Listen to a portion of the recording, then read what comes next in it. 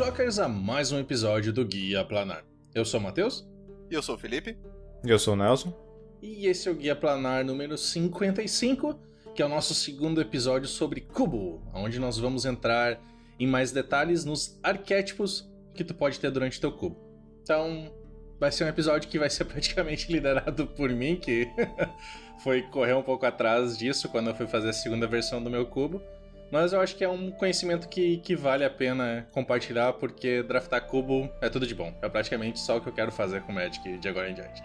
A nossa função do Nelson e eu é simplesmente dar pitacos e falar mal de cubo. Isso, e fazer mimimi. Como sempre. Ah, para, meu. Cubo é divertido, cara. Até tu que não gosta de draft gosta de cubo. Depende. Power Cube, sim. É, isso aí. Eu não gosto de cubos bonitinhos. Aham. Antes, como de costume, a gente vai para um Crack a Pack. E da forma como a gente fez outra vez, nós vamos fazer um Crack a Pack com cartas do cubo. Meu cubo passou por uma revisão intensa. Basicamente, eu tirei todas as cartas ruins deles.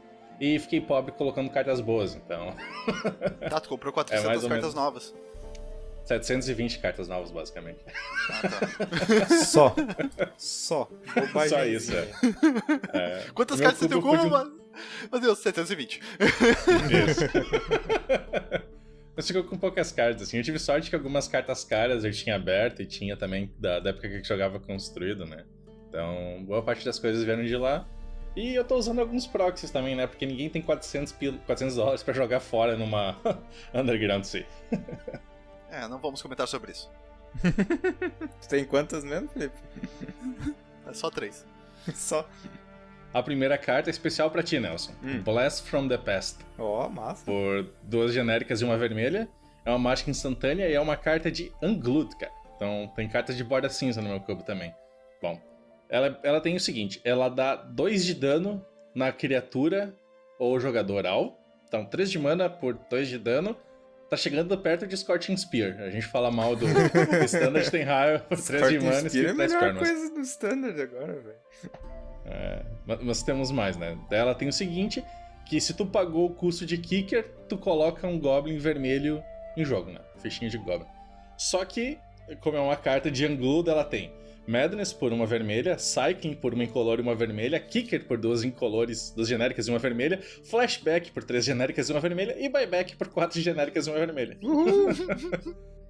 Melhor carta do Então, cu.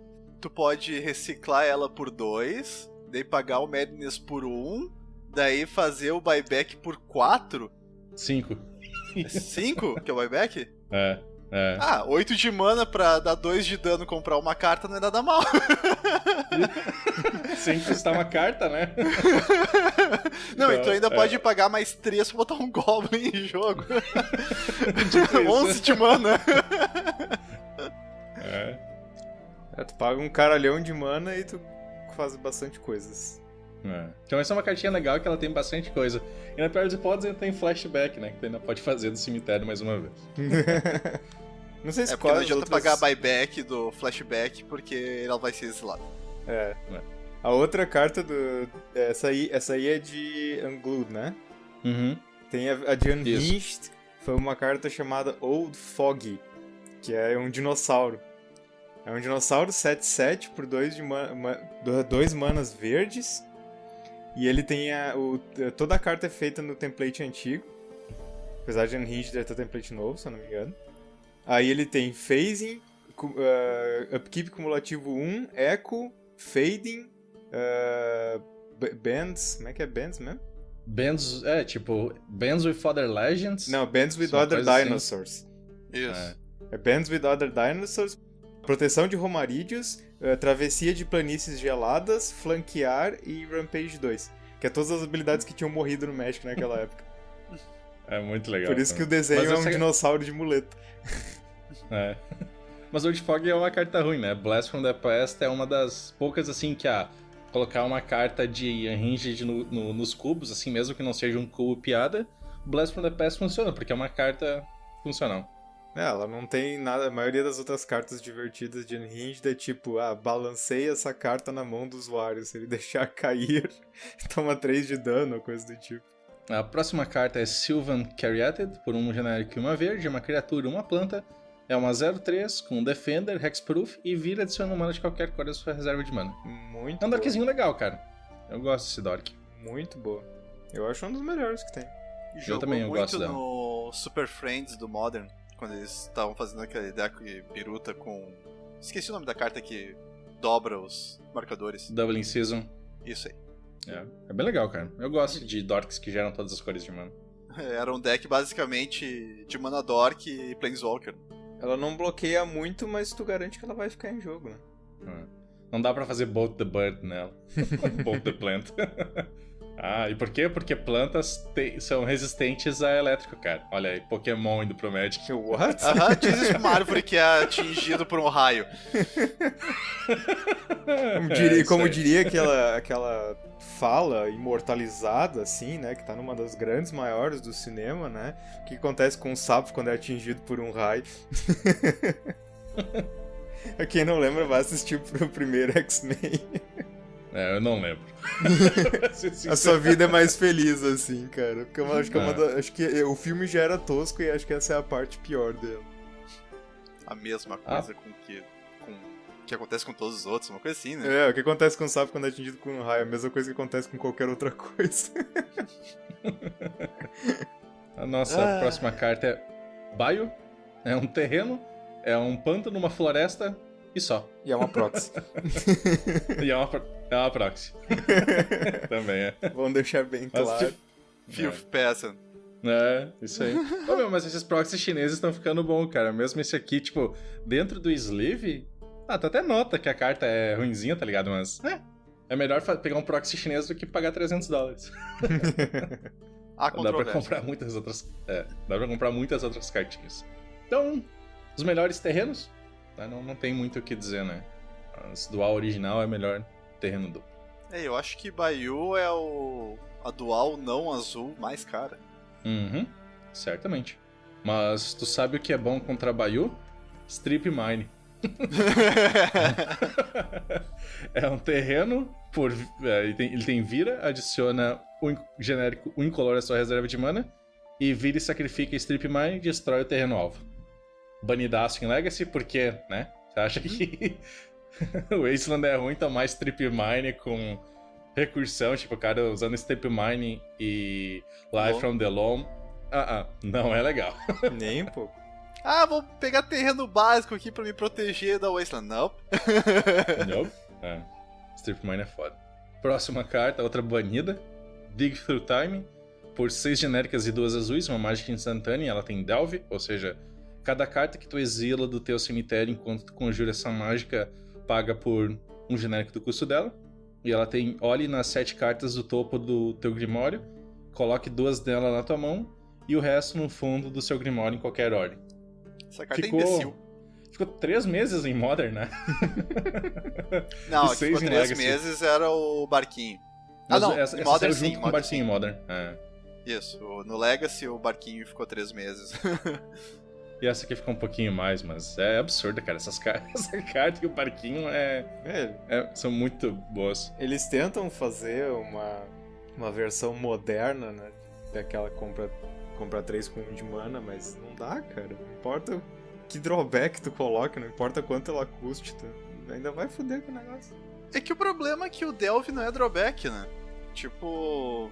Tu vai ter um ponto do jogo que tu vai estar com um monte de carta no cemitério e daí tu vai castar essas merda por 1, 2 de mana e o benefício é muito grande, né? Tudo bem, mas o ponto é que eles achavam que o cara tá no, sei lá, 15º turno agora, ele tem cemitério suficiente pra castar a carta, ele pode castar por 1 de mana e tá tudo bem.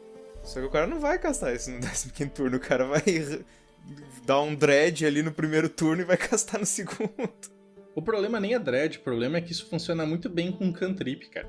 Também? Isso. Cantrip, fetch. Eles não calcularam muito bem quanto que o cara consegue rapidamente encher o cemitério dele, se ele quiser. A próxima é a minha carta favorita, vamos ver se vocês sabem qual é, que eu falei uma vez no episódio. Do cubo? Não, carta favorita de todo Magic. Vixe, carta demais pra chutar. Meu Deus. Eu chutaria Prime Time, mas não vai ser. Não é Prime Time. Eu falei, olha, o Nelson reclama que às vezes a gente não presta atenção no que ele fala. Eu nunca disse o contrário também. Eu presto atenção, só não lembro. Tá bom. É Huntmaster of the Fells, pra referência futura. Sério? Tu prefere ele do que o Primeval? Eu acho... o design do Huntmaster eu acho muito legal. E tem arte nova, linda demais, vindo em From the Vault Transform. Bom, mas Huntmaster of the Fells é por 2 genéricas, uma vermelha e uma verde, uma criatura, um humano lobisomem. É uma 2/2. E quando ela entra no campo de batalha ou se transforma nesse carinha, tu cria uma ficha de lobo 2/2 verde e ganha 2 de vida. E no início de cada equipe, se nenhuma mágica foi conjurada no turno, transforma. E ele vira Ravager of the Fells, que é uma criatura, um lobisomem só. É uma 4/4 com atropelar. Quando ele se transforma nesse carinha, ele dá 2 de dano no oponente alvo e 2 de dano em uma criatura alvo que aquele jogador controla. E no início de cada equipe, se um jogador conjurou 2 ou mais mágicas no turno passado, transforma esse cara. Eu acho essa carta muito boa, cara. Eu gosto muito de jogar com ela. Ele bota uma pressão muito grande no adversário, né? E o que eu vi que muita gente faz é eles se esforçam pra destransformar ele. Aí se o cara destransformou ele, tu ganhou o jogo. Ele era o Lorde. O Lorde deveria ser, né? Bom. A gente não fala sobre Uric nesse podcast. Assunto tabu do podcast. É o Uric e o lobisomem 2/2 atropelar. E a bolha Juju, né, Felipe? Não vamos comentar sobre isso. Bashing no Matheus, não em mim. Vamos melhorar um pouco e deixar o Felipe feliz com a espada de fogo e gelo. Por 3 genéricos, é um artefato, é um equipamento. A criatura equipada ganha +2/+2 se tem proteção do vermelho e do azul. Quando a criatura equipada dá dano de combate a um jogador, a espada de fogo e gelo dá 2 de dano naquele jogador ou numa criatura. Não, dá 2 de dano na criatura ou no jogador alvo. E você compra uma carta. E ela tem que equipar por 2 de mana. Essa carta, ela é uma alegria e um desespero, né? Depende do lado da mesa que ela tá. É o melhor equipamento que tem. JIT é melhor, eu acho, mas... chega perto. Cara, eu acho que os dois são bem... Acho que depende do contexto também, no teu cubo. Eu acho que o JIT não é melhor do que a espada. JIT é melhor ilimitado, cara, vai por mim. Mas é porque o teu cubo é muito colorido, então tu vai... as cores tem muito mais chance de afetar com ela, sabe? Mas no construído depende da situação, assim, porque tipo, tem vezes que tu vê uma espada de fogo e gelo na mesa e tu não tem como tirar, é um desespero. Porque tu sabe que o cara vai comprar carta, vai te dar muito dano, então, tipo, é foda. São equipamentos como jamais serão feitos novamente. Com certeza. Todo ciclo de espada a gente teve uma vez, nunca mais teremos. O pessoal pede pra completar o ciclo, né? Fazer todas as combinações. E o Mario já deixou claro, se acontecer vai ser num Conspiracy ou num Commander da vida. Standard, isso aí. Faltam as cores aliadas, né? Eu tenho as 5 no cubo e terei a 6ª quando sair Unstable. A espada de Dungeons and Dragons. Não é boa, mas é pet card. Eu achei muito legal. Ela é boa, cara, só tu tirar críticos. Isso aí. A próxima carta é Thoughtseize, por 1 preta, um feitiço. O jogador alvo revela a mão dele, você escolhe uma carta que não seja terreno dela. Aquele jogador descarta aquela carta e você perde 10 de vida. Muito boa. Não tem muito o que falar sobre Thoughtseize, né? Melhor descarte do Magic. Melhor que Mind Twist. O melhor legal nos formatos que não é vintage, né? Mind Twist, pra quem não sabe, é um preto e X e o jogador alvo descarta X cartas aleatórias. Muito absurdo. E pior que tem gente que pede pra desbanir isso no Legacy. Lógico. Bobagem, né? Vamos botar aí na Torak e Mind Twist juntos. A próxima carta é uma que cria desespero nos juízes. Sylvan Library, por um genérico e uma verde, é um encantamento. No início do teu draw step, tu pode comprar 2 cartas adicionais. Se você fizer, escolha 2 cartas na sua mão que foram compradas nesse turno. Para cada uma dessas cartas, pague 4 pontos de vida ou coloque a carta no topo do teu Grimório. Então, isso aqui é escrita de Magic para dizer o seguinte: tu compra 3 cartas ao invés de uma e tu devolve 2 pro topo, a não ser que tu queira pagar 4 pontos de vida por carta pra ficar na tua mão. Isso aí podia ser tão facilmente escrito: olhe as 3 do topo E cada uma que tu comprar, tu paga 4 pontos de vida depois da primeira. Eu acho que é um corner keys totalmente desnecessário de tu fazer 3 compras. Na verdade, não, né? Porque. Triga draw. Se tem uma coisa Sim, que mas é isso que eu tô falando, draw... é completamente desnecessária a complicação só pra botar 3 draw. Não é tão desnecessário assim, mas enfim. Hoje em dia ela não sairia com esse template, certamente. Ela sairia... Olha as 3... ao invés de comprar, olha as 3 cartas do topo, por cada uma delas... Daí teria o textinho ali, né? Mas, enfim, vocês entenderam. Mas imagina que delícia, o cara baixa isso, e daí... Pena que tu pode escolher, né? Pena que tu não é obrigado a comprar as 3 todo turno. Mas daí o cara jogasse um Notion Thief. Daí o cara que baixou o Notion Thief compraria 13 e tu ainda ia ter que pagar 8 de vida. Não, compraria 2, na verdade.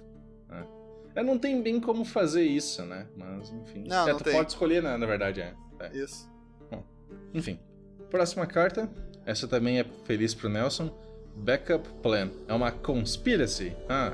Inicia o jogo com essa Conspiracy de face para cima na tua zona de comando.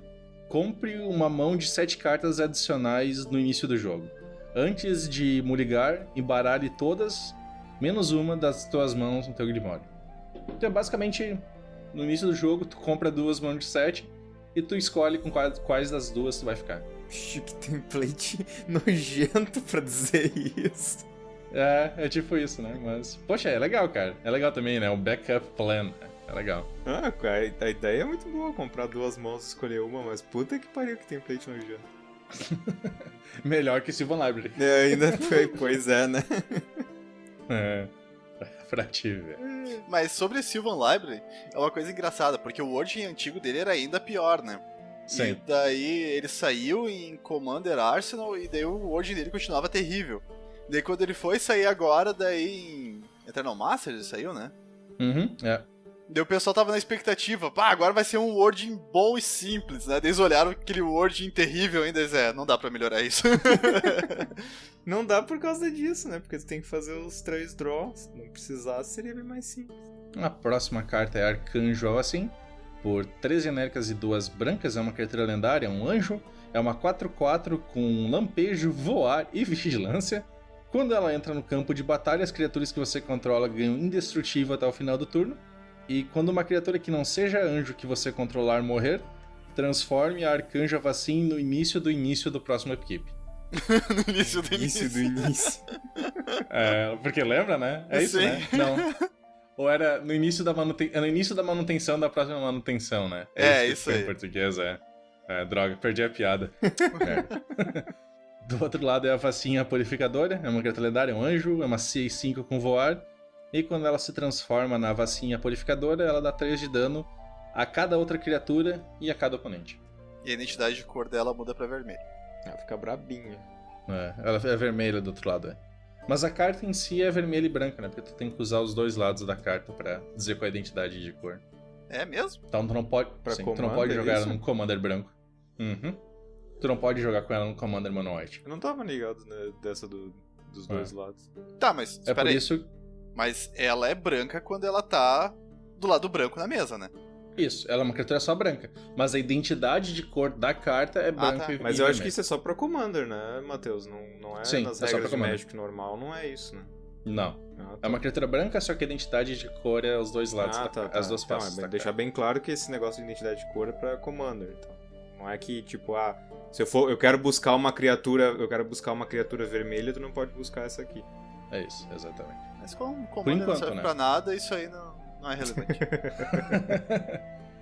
A única coisa que eles mudaram é que o CMC da face de trás é igual ao CMC da face da frente, né? Tem uma regra que esses dias estavam discutindo sobre mana híbrido, né? Aquele mana que tu pode pagar tanto com uma cor ou com outra. E o pessoal tava muito brabo que o mana híbrido conta como os 2 manas, né? E, quer dizer, efetivamente a carta é multicolorida, não tem distinção de mana híbrido e uma carta que custa 2 manas diferentes, né? Pra Commander. E daí o pessoal tava discutindo que isso era chato e tal, e o Maru falou, se dependesse de mim, o mana híbrido era um ou outro, e não os 2 ao mesmo tempo. Faria muito mais sentido, porque senão é a mesma coisa que multicolorido. sabe por que Extort tu pode usar num deck mono black mesmo tendo os dois símbolos branco e preto? Porque o custo do Extort tá na descrição da habilidade e não na habilidade em si. Isso, não conta texto em itálico. Tá no Reminder Text. Tudo que tá em texto em itálico não vale na carta. Meu Deus do céu, cara! Por isso que fica muito corner case, tá ligado? Daí o pessoal tava dizendo, pô, troca aí pra mana híbrido ser um ou outro. Se eu tenho um Boros, eu posso jogar num deck mono white, eu posso jogar num deck mono red. Só que o problema é que tu pega, por exemplo, quando era permitido usar o... esqueci o nome, Tasigur como comandante. Ele era Sultai porque ele tinha mana híbrido na habilidade. Pois é. Aí tu teria que provavelmente escolher um ou outro. Sei lá, daí pra Commander eu não... Pra o Commander em si eu não sei. Ninguém deu pitaco como faria. Talvez ele seria tipo, sei lá... Ele seria Sultai, Golgari e Simic. Tipo, vale qualquer um deles. Sei lá. Me parece confuso. Até porque tu pode ter um comandante Sultai e usar só Simic, né? Pode, exatamente. Nesse caso, do Tasigur em específico, não, né? Porque tu não ia conseguir castar ele. Você consegue porque ele só custa preto, né? Não vejo problema. Mas ele é Simic. Tá certo. Sim, Jogar Commander sem nunca castar o teu Commander ia ser um desafio interessante. Tem muita gente que faz isso, tipo, monta deck de 3 cores e acaba usando, tipo, sei lá, um Commander de 5 cores, tá ligado? Porque nunca vai usar o Commander. Ou então quer fazer, pega aqueles poucas criaturas lendárias que tem as 5 cores, e daí foda-se qual é, só que tem na mão. Foi exatamente isso que o Matheus falou, mas tudo bem, segue o baile. Não, ele falou o contrário. Não, enfim. A próxima carta é uma build around clássica de Cube. É uma carta que por si só tu consegue fazer um draft todo ao redor dela.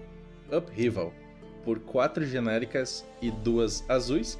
É um feitiço e tem retorne todas as permanentes para as mãos de seus donos. Isso inclui terrenos. Nossa. Cara, isso aqui é chato, cara. Vamos resetar o jogo.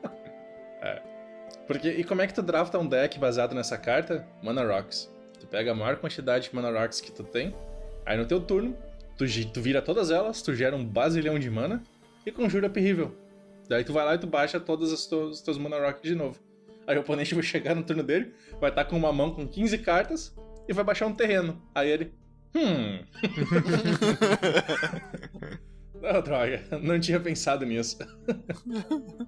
É foda, cara. Upheaval é sacanagem. Sacanagem também é o Karn Liberated. Por 7 genéricos, é um Planeswalker, é o Karn. Ele entra com 6 marcadores de lealdade e por mais 4, cara. Então ele tem efetivamente 10 marcadores de lealdade. O jogador-alvo exila uma carta da mão dele. Por menos 3, exila a permanente alvo. Então, né? E por menos 14, inicia o jogo, deixando em exílio todas as permanentes não auras que foram exiladas com Karn. Então, coloque aquelas cartas no seu campo de batalha, sob seu controle. Então, basicamente, tu vai exilando permanentes com Karn, e aí tu restarta o jogo e tu começa com todas as permanentes que tu exilou com ele. Permanentes não aura é muito divertido. Mas, tipo, cara, isso nunca vai acontecer, tá ligado? Tu vai ganhar o jogo antes. Não tem necessidade de resetar. Eu talvez vi acontecer uma vez quando o Karn era Standard, eu vi o cara resetar o jogo. E eu fiquei me perguntando... aquele jogo de Commander de 5, 6 horas e o cara restartar o jogo com Karn. Eu acho que é morte automática. Qual aí, né? Versão do Tron que o Saffron Waller tava jogando? Não sei se era o Mono Red, que diabos de Tron ele tava jogando, porque ele não joga com os Tron padrão, né? Porque ele odeia Tron. E daí ele jogou, ele deu ultimate, o adversário não desistiu. Ele viu que o adversário não ia desistir, né? Daí ele exilou o próprio Ugin, uma coisa assim, pra daí reiniciar o jogo com o Ugin em jogo. Né? Funciona, né? Tipo isso. Sacanagem. Puta que pariu. Então, a penúltima carta, outro Planeswalker, Sarkhan Unbroken, por 2 genéricas, uma azul, uma verde e uma vermelha. É um Planeswalker, é um Sarkhan, ele entra com 4 marcadores de lealdade. Na verdade ele é um Planeswalker lendário, né? Agora é lendário. Por mais 1, compre uma carta, então adicione um mana de qualquer cor para sua reserva de mana. -2, coloca um dragão 4/4 vermelho no campo de batalha, uma ficha. E por -8, procure no seu Grimório por qualquer número de dragões e coloque eles no campo de batalha. Então embaralhe seu Grimório. Tipo, as duas primeiras habilidades deles são muito boas, cara. Tá louco tu ficar, tipo, tu pagar 5 de mana, baixar uma 4/4 e ter um Planeswalker ativo ainda, cara, é bom. Deveras. Mas tem coisas melhores. Não, o Felipe nem comenta nada porque não é uma carta Spike, né, Felipe? É que eu só tava pensando que tu comentou, porque agora ele é um Planeswalker lendário. Tipo, é indiferente, tu não vai jogar com um Sarkhan, quem dirá com 2. É. Tá, né? Tá bom, Mister, só joga com cartas boas. O outro Sarkhan é a nossa última. E a nossa última carta é um Planeswalker, Felipe, que tu jogaria com mais de um. Jace, Vryn's Prodigy. Por um genérico e uma azul, é uma criatura lendária, um humano mago, é uma 0/2. E ele tem vira, compre uma carta, então descarte uma carta. Se tem 5 ou mais cartas no teu cemitério, exile o Jace e retorne ele para o campo de batalha transformado sob o teu controle. E do outro lado, ele é o Jace, Telepath Unbound, é um Planeswalker lendário. O Jace ele entra com 5 marcadores de lealdade e por mais um, até uma criatura alvo ganha -2, -0 até o final até o seu próximo turno. Até o seu próximo turno, então o turno adversário ainda vai ter -2, -0. Por -3, você pode conjurar a instante ou feitiço alvo do seu cemitério esse turno. Se aquela carta seria colocada no seu cemitério esse turno, ao invés disso exiliar. E por -9, você ganha um emblema com: toda vez que você conjurar uma mágica, o oponente alvo mila 5. Cansei de ler cartas, cara. Baby Jace mais Big Jace é interessante. Já fizeram o Jace Tribal já? Não dá, Acho que né? não. Sei lá, já Se tentaram o Gideon de Tribal todos. não tá saindo do papel, imagina um Jace Tribal. Já tentaram o Gideon, já tentaram a Liliana. Só tem que continuar os restos agora. Falta Nissa, o Jace. A Liliana não exatamente tentaram, mas o Jund do Modern tá usando as duas, né? Não, o Saffron fez um Liliana Tribal. Um Liliana Tribal. Sim. Só que daí é aquela coisa, né? Ele botou até aquela que é a Liliana do Ramp. Aquela é muito ruim, cara. Mas o Jacezinho é bom, cara. Eu nunca estive tão errado com uma carta do que como ele, tá ligado? Que eu achei que ele seria muito ruim. É tipo, sabe de uma coisa? Tipo, ele de certa forma é até um pouquinho melhor que Snapcaster. Em algumas ocasiões. Ele não tem o fator Ambush Viper, né? Então tu não pode jogar uma instantânea no turno adversário e tal, mas ele é bem interessante, cara. E quer queira, quer não, o ultimate dele é um clock, embora raramente tu vai chegar no ultimate, mas se tu tá com o jogo sob controle, por que não, né? Nossa, a gente passou 30 minutos falando sobre o Crack a Pack, né? Isso só diz que Cubo é um pouquinho mais complicado do que um set comum, né? Mas... Então, antes só da gente ir pro episódio também, tem mais uma última coisa. Não temos notícias essa semana, tá meio parado as coisas. Mas nós temos perguntas dos ouvintes. Que, lembrando, se vocês nos mandarem perguntas no Facebook, no e-mail, YouTube, site, qualquer lugar. Basicamente, entra em contato com a gente e manda uma pergunta. Isso. Sinal de fumaça eu não sei ler, nem código Morse, tá? Mas se o Felipe ou o Nelson souber, manda um livro pra gente como ler sinal de fumaça e manda sinal de fumaça que talvez a gente recebe. Mas a primeira delas vai ser uma pergunta que o Felipe vai responder, né? Que a Júlia e o Diego Monteiro nos perguntaram. Uma dúvida da carta Duelet Torque, de Máscaras de Mercado. Que eles queriam saber se o custo podia ser pago mais de uma vez. O Duelet Torque, né, é um artefato ali de máscara de mercado e tem, quando ele custa 2 genéricos. Quando ele entra no campo de batalha, escolhe uma cor e quando um jogador conjurar uma mágica da cor escolhida, você pode pagar 2 genéricos. Se você fizer isso, você ganha 2 de vida. A pergunta deles foi basicamente, eu posso pagar 2 mais de uma vez para ganhar múltiplas vezes pontos de vida? Daí basicamente qual que é a ideia? Como isso é uma habilidade desencadeada que diz, se tal coisa acontece, você pode fazer isso. Então, tu pode fazer aquilo, ponto. Então, se ela diz, você pode pagar 2 pontos de vida, pode pagar 2 de mana pra ganhar 2 pontos de vida, então tu pode pagar 2 de mana pra ganhar 2 pontos de vida. Então tu não pode fazer isso múltiplas vezes, porque tu só tem uma janela de oportunidade, que é quando a habilidade desencadeada desencadeia. Então, cartas que permitiriam tu pagar múltiplas vezes, geralmente ou elas vêm com o que é uma coisa mais rara, quer dizer, você pode pagar mais de uma vez esse custo, ou então elas vêm simplesmente com um custo X, que daí você ganha 2 pontos de vida pra vezes X, assim, pra cada X, cada mana pago no X, por exemplo. Então, mas quando tem esse tipo de carta assim, se uma coisa acontece, você pode pagar mana, ou virar uma criatura, ou devolver uma carta pra mão, qualquer coisa. Se tem um efeito que diz, quando tal coisa acontece, tu só vai poder fazer aquilo uma vez. Uhum.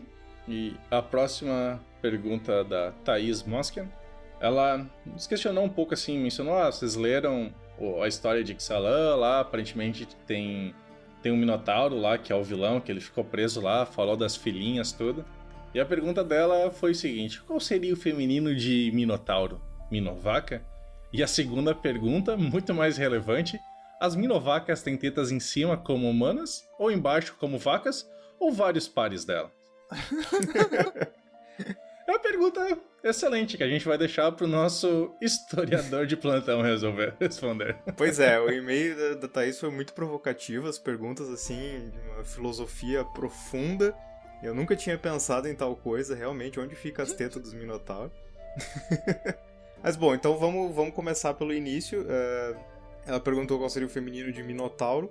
O problema é que Minotauro a gente considera como hoje uma raça de fantasia, né, como os elfos ou os anões e tal, mas na verdade ele não foi criado como uma raça, né? O Minotauro vem do grego, do mito grego, né, literatura grega, e ele significava literalmente, a palavra Minotauro é o touro de Minos, onde Minos era o rei de um local, e o touro era o filho da esposa desse rei, com um touro sagrado que foi doado por Poseidon, porque Poseidon doou o touro para Minos, dizendo que ele tinha que ser sacrificado. Minos se negou a sacrificar o touro, então Poseidon foi lá e fez a esposa do Minos se apaixonar pelo touro e ter um filho com ele.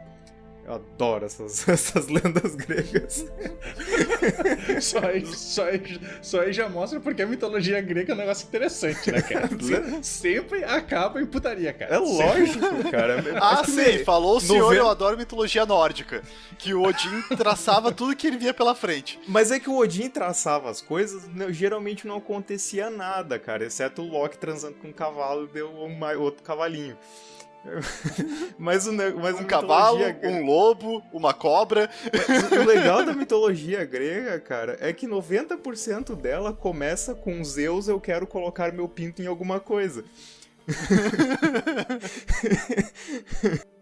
Esse que é o melhor da mitologia grega. Mas bom, tá. Então, por causa dessa maldição que o Poseidon jogou na esposa do Minos, nasceu o Minotauro. Algumas lendas dizem que, na verdade, o nome oficial dele é Asterion, mas as pessoas, todo mundo chamavam de o Touro de Minos. Bom, de qualquer forma, o bicho era precisamente descrito como um homem com cabeça de boi. Então ele tinha o corpo exatamente perfeito de um humano e só a cabeça que era de um touro. E se a gente seguir a mesma lógica, então o feminino desse cara seria uma mulher com a cabeça de vaca, só a cabeça. Então elas teriam as tetas em cima como humano. Claro, como eu já disse, hoje em dia a gente já considera que não é exatamente só um minotauro, um cara específico, é uma raça de bichos meio humanos, meio touro, então os caras inventam que tem casco, tem rabo, tem não sei o que, eles cada vez mais colocam mais touro e menos homem. Então depende do autor, se tiver algum autor aí que as tetas são de vaca e não de humano, eu não conheço, mas eu gostaria de conhecer. Só um fato interessante, em mundos de D&D, por exemplo, que o Minotauro é uma raça, eles não têm fêmeas. Então os Minotauros são exclusivamente machos, e daí eles usam escravas humanas, ou elfas, ou whatever, pra ter crias, e daí sempre nascem machos. Mas ó. Essa história em D&D, que negócio... O D&D antigo era assim, o moderno eu acho que não é mais não. Mas o antigo era. Que é um pouquinho É, um pouquinho... mais obscuro do que D&D. É, um pouquinho padrão, dark tá demais do que o normal, mas era isso mesmo. Os Minotauros, não sei se explicaram por quê, se era uma maldição, algum não sei o quê. Não sei, é aquele negócio, ninguém sabe de onde é que veio o primeiro vampiro, né? Porque o vampiro tem que ter um vampiro pra passar o próximo, pra criar o próximo vampiro, então ninguém sabe onde é que veio primeiro, tá? É a mesma coisa que os Minotauros. Mas daí os Minotauros sempre nasce um Minotauro macho, e daí ele vai lá e transa com alguma outra coisa qualquer, e tem chance de nascer ou uma outra coisa qualquer, ou um Minotauro. É tipo dragões, os dragões de D&D são assim também. É, mais ou menos isso. Só que... E daí a segunda pergunta é se Minovaca, tá certo? E, bom, Minotauro é um nome, então não dá pra traduzir muito bem. Eu pensei, então, qual seria a vaca de Minos. Eu botei no Google Translate, o grego moderno de vaca é a gelada. E ficou maravilhosamente ridículo. Mas eu ainda voto que Minovaca é mais legal, porque parece um xingamento. Como é que pronuncia essa porra dessa palavra? Cara, conhecendo o pouco que eu conheço de grego, a pronúncia de a gelada deve ser tipo kiwi. Porque grego é estúpido assim. Deixa eu ver aqui como é que é, peraí. Aguelada. Ó, não é muito longe. Mina aguelada. A mina gelada. Mina gelada. Mina gelada até é interessante, né? Até fica uma palavra de certa forma. Deixa de ser zoofilia pra ser necrofilia. Ou então, se você colocar que é a gelada de Minos, pode ser a cervejaria do cara. Também. Tipo isso. Mas enfim, chega de barbaridades e atrocidades e vamos pro episódio. Bom, então a história disso foi que alguns meses atrás eu estava completamente desolado com o Magic. Eu vi o preço das coisas sempre subindo e subindo, e era impossível montar decks para Modern, Legacy of Things porque os preços estão fora de controle. Então eu falei, quer saber de uma coisa? Vou parar de jogar construído e vou fazer um cubo, e aí eu posso jogar limitado forever sem gastar um centavo. O problema é que até tu poder jogar pra sempre sem gastar um centavo, vai uma graninha legal. Gasta muitos centavos. Uma graninha legal. Principalmente se tu vai fazer double sleeve em 1000 cartas. Só o custo de sleeve aí é bem grandinho. Mas, enfim. E não vai gastar uma graninha nunca mais naquelas, porque daí sai uma carta bacana em Ixalan e tu já fica, isso ia ficar legal no cubo. Sai uma carta nova em Rivals, isso ia ficar legal no cubo. E isso é muito pior, porque não é sair uma carta legal em Ixalan, vou botar no meu cubo. Não, eu tenho que tirar uma. Quer dizer que eu tenho que pensar em cubo de novo. Isso é o foda. É tipo, não é o que eu vou colocar, é o que eu vou tirar. Isso é a pior parte. Mas se alguém quiser mais detalhe do que é um cubo, a gente vai deixar linkado, que a gente não linka, tá? Então vai no Google e procura por Guia Planar Cubo, que é a forma mais fácil de vocês achar o episódio, porque a gente sempre esquece de linkar. Enfim. E nesse episódio vai ter um pouco mais de detalhes, mas pra dar uma ideia breve do que é um cubo, caso vocês não tenham ouvido o episódio, ele é basicamente... É basicamente uma coleção de cartas que tu tem, que tu usa pra draftar, certo? Então, basicamente tu juntou lá... Não necessariamente só pegou algumas cartas da tua coleção e montou um cubo, porque cubo normalmente vai um pouco mais de pensamento. Tu se torna meio que um designer. Aí tipo, eu vou montar o meu cubo, eu vou brincar de ser designer de Magic, eu vou brincar de ser o Mario, eu vou colocar uma camisa Chanel lá e vou falar extremamente rápido e agora eu sou o Mario. Mas a ideia é tu pensar em tipo, eu tenho todo esse conjunto de cartas, como eu seleciono 360, 540 ou 720, que normalmente são os tamanhos padrões de cubo, como é que eu seleciono essa quantidade de cartas para montar um ambiente de draft que seja divertido de draftar, que não seja enjoativo e que seja meu, sabe? Porque normalmente é legal quando tu tá montando o teu cubo, tu dá teu toque pessoal nele, sabe? Tipo, quais são as cartas que eu mais gosto. Não necessariamente, vou pegar lá, tipo, todas as Staples Legacy e vou colocar no cubo e eras isso. É a cara do Felipe. Parece um bom cubo. Felipe provavelmente montaria um cubo assim, Mas, enfim.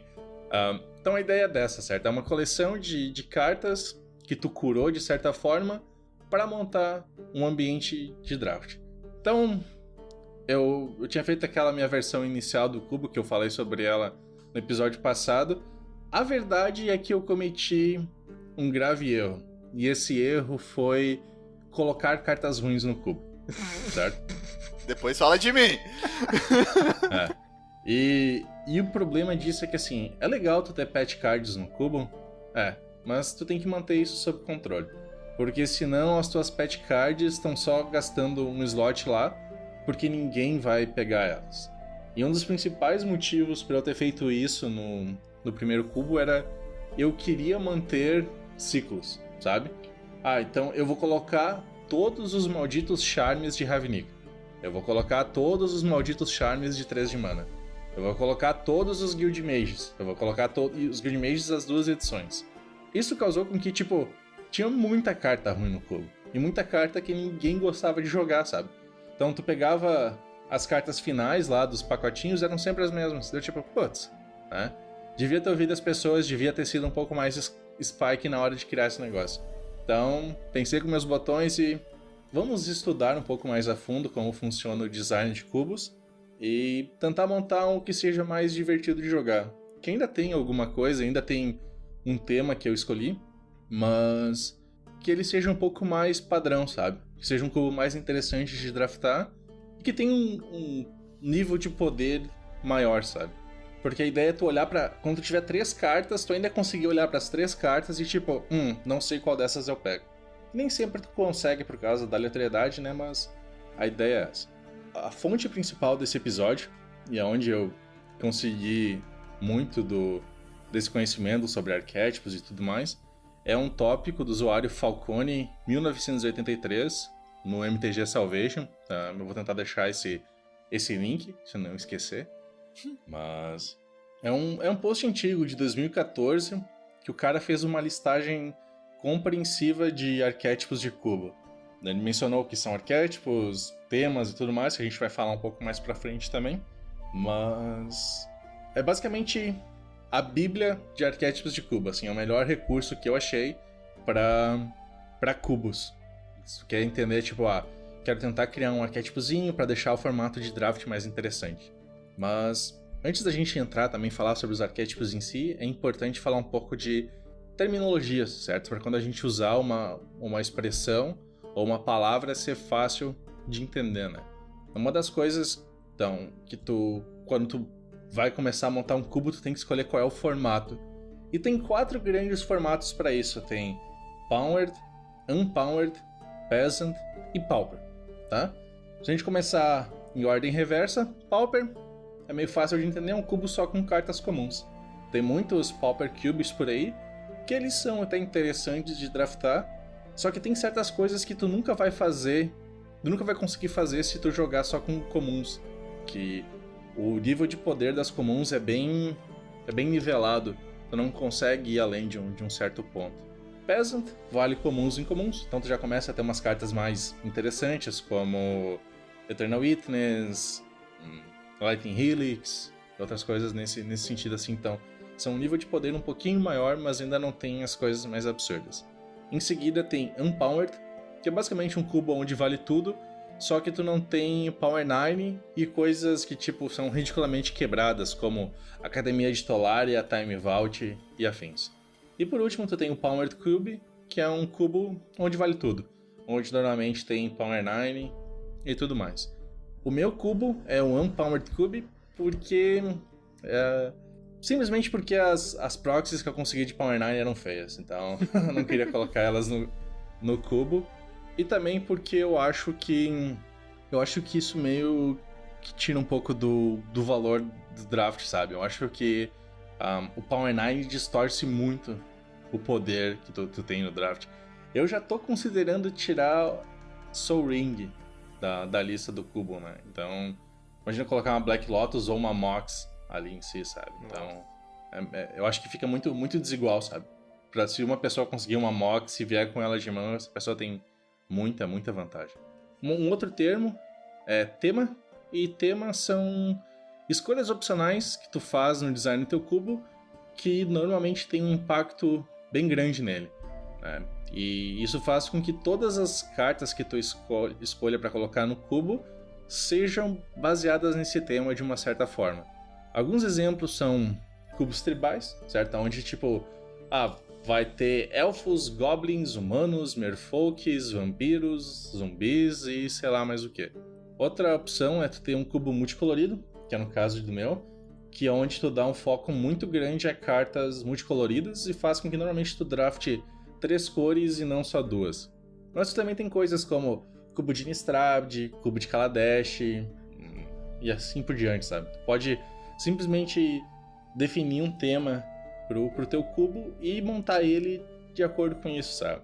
Um cubo de Innistrad é uma coisa muito, muito conhecida até, muito famosa. O pessoal normalmente pega lá, vou colocar 4 comuns, 2 incomuns e uma rara e mítica de cada, sabe? E aí eu tenho um draft de Innistrad, eu tenho um cubo que é quase como um draft de Innistrad, sabe?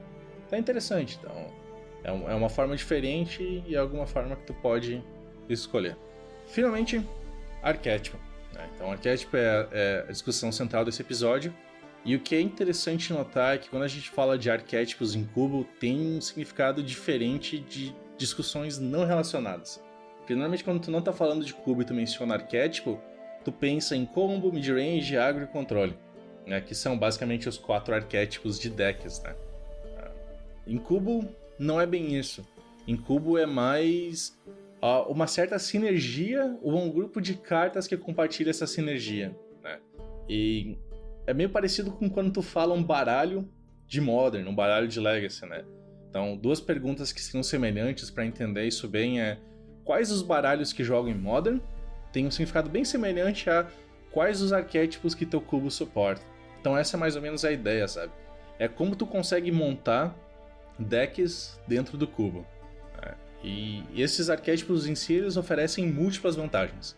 A principal delas é que o processo de draft em si se torna mais interessante, porque não basta simplesmente tu escolher 2 ou 3 cores e draftar as melhores cartas delas, sabe? Normalmente tu tem que draftar as cartas que estão sinergizando melhor com o teu arquétipo.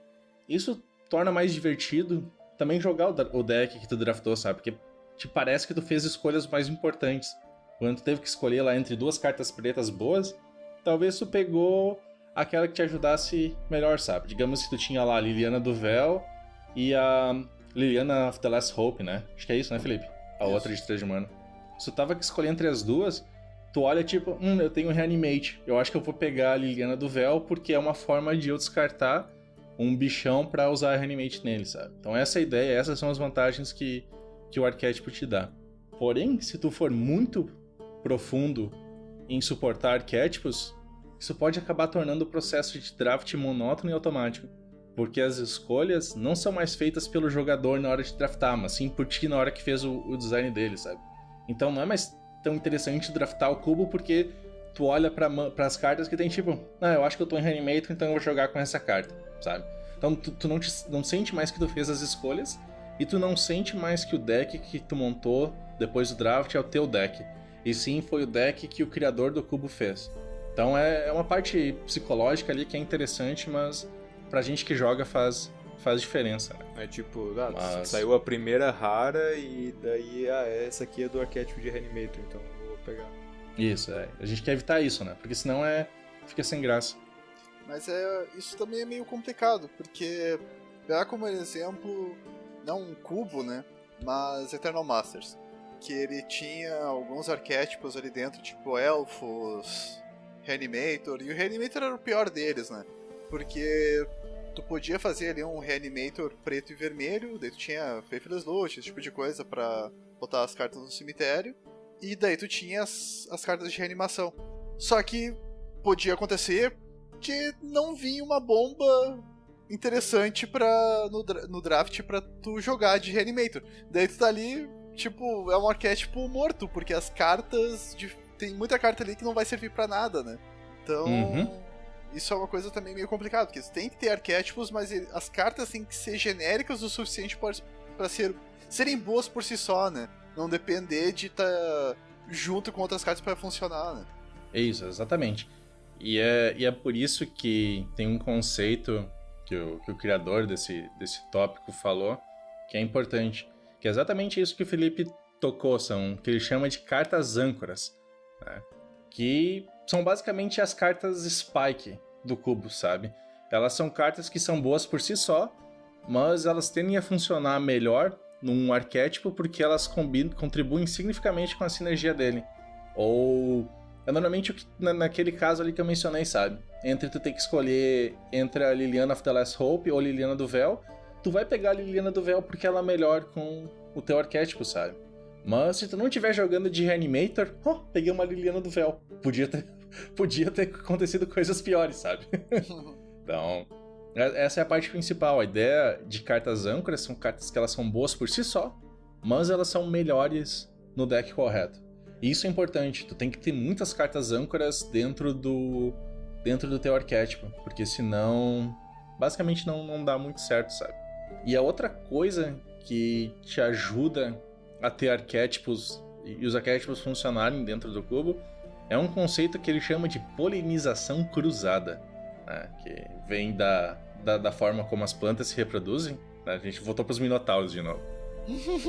Bom, mas isso é um termo bem peculiar para um conceito bem simples, né? Que são arquétipos que compartilham certas semelhanças, né? Fazendo com que uma carta que seja boa, que seja excelente, ela é excelente para mais de um arquétipo, né? Então, isso faz com que, às vezes, por mais que essa carta por si só não seja boa o suficiente sozinha, como ela contribui para tantos arquétipos, faz sentido tu ter ela no teu cubo, sabe? Porque ela tá ajudando múltiplos arquétipos a serem bons.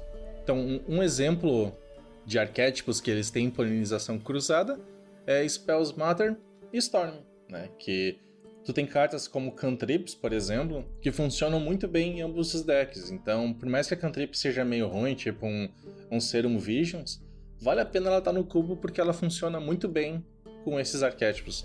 Ah, não, meu. Não tem justificativa pra botar Serum Vision no cubo. Mas é que tem Serum Visions, tem Ponder, tem Preordain, tem Brainstorm, tem todos os malditos Cantrips, só não tem Opt. Opt... Bota Opt, mas não bota Serum Vision, cara. É questão pessoal, Felipe. É isso. Bom, então dando continuidade, agora nós vamos listar não todos os arquétipos, porque são muitos, mas a gente vai listar os principais deles, sabe? Os arquétipos que normalmente tu consegue ver mais claramente enquanto tu drafta. Então é importante notar que a gente às vezes vai falar em polinização cruzada de arquétipos que não estão na lista. Então, para fins de pesquisa, é bom dar uma checada lá no tópico do MTG Salvation que a gente deixou linkado, aonde vão estar todos os arquétipos listados. E também lembrando que aquela listagem do cara lá não é extensiva, certo? Há muitos outros arquétipos que tu pode criar ou pensar. E arquétipos novos provavelmente sendo adicionados a cada set novo, né? De coisas novas, que tipo veículos, energia. Mas a energia eu não acho um arquétipo bom, a não ser que tu faça... Agora provavelmente não dá, né? Porque tem pouco energia, né? Mas talvez um dia tenha mais cartas. A única forma de tu fazer energia funcionar, tu precisa de um cubo pequeno e tu precisa draftar todas as cartas, entendeu? Uhum. Pra garantir que todas as cartas vão ser draftadas e que vai ter a quantidade necessárias de cartas, né? Uhum. Porque energia é o que o Maru chama de uma mecânica predatória, é isso, né? Parasita. Que ela só funciona... Parasita, isso. Que ela só funciona bem com ela mesma.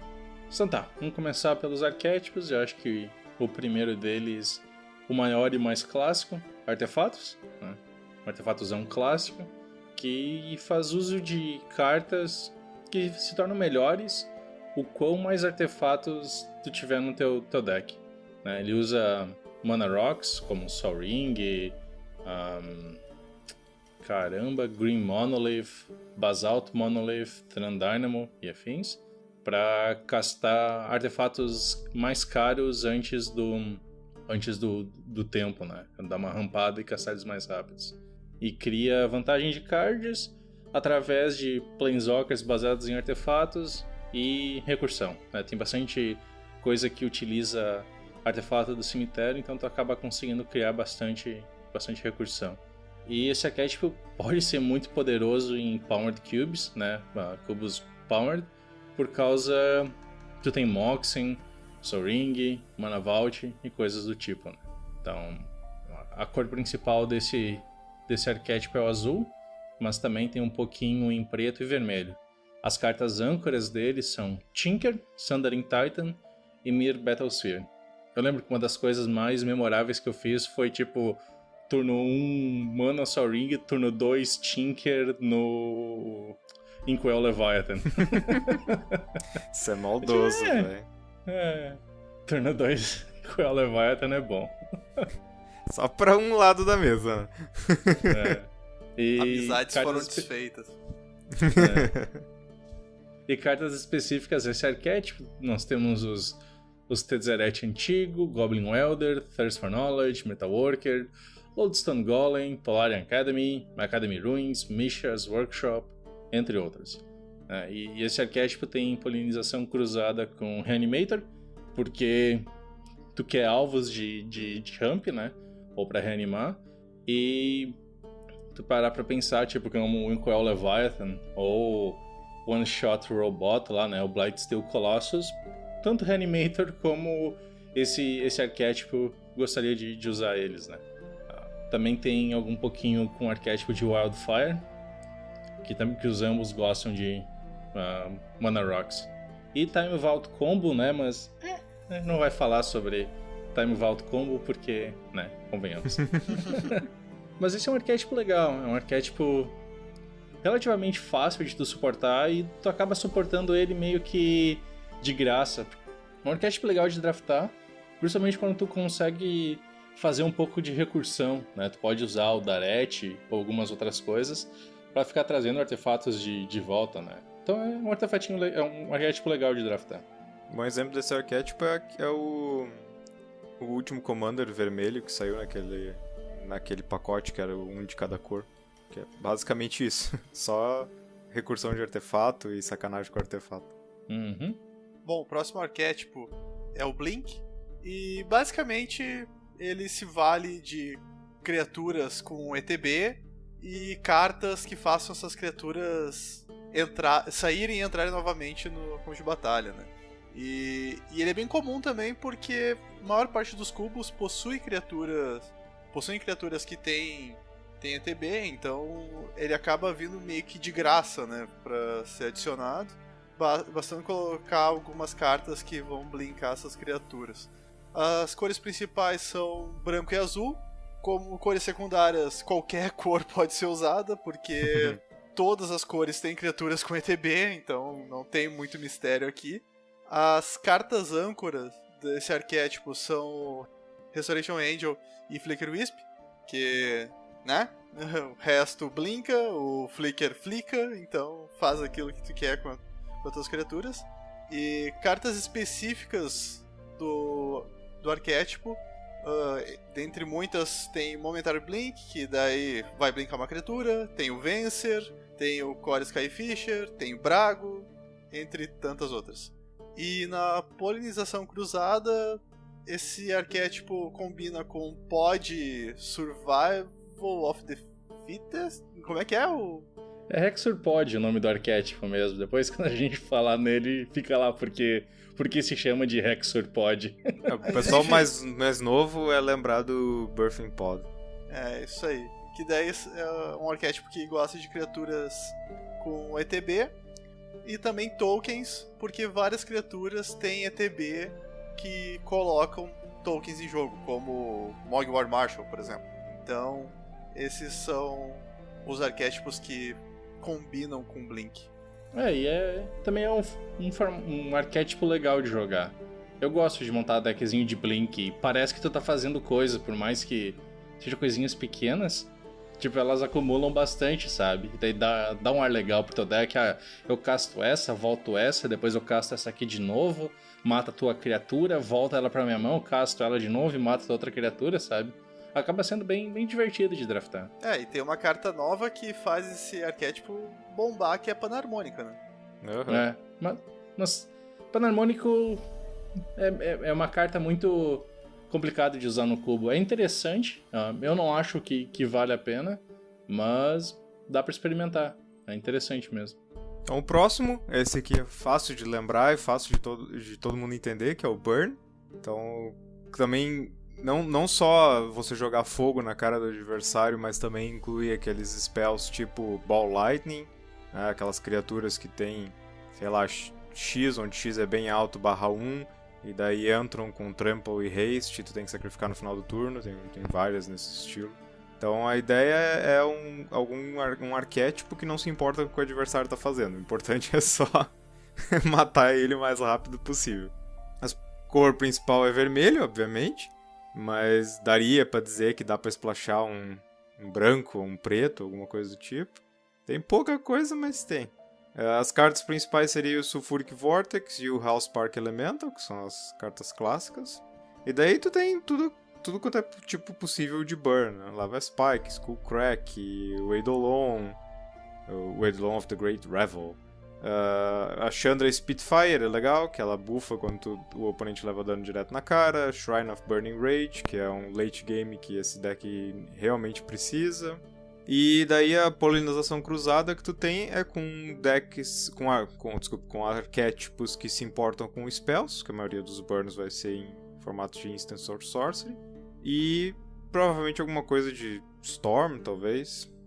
Burn é a ovelha negra dos arquétipos, né?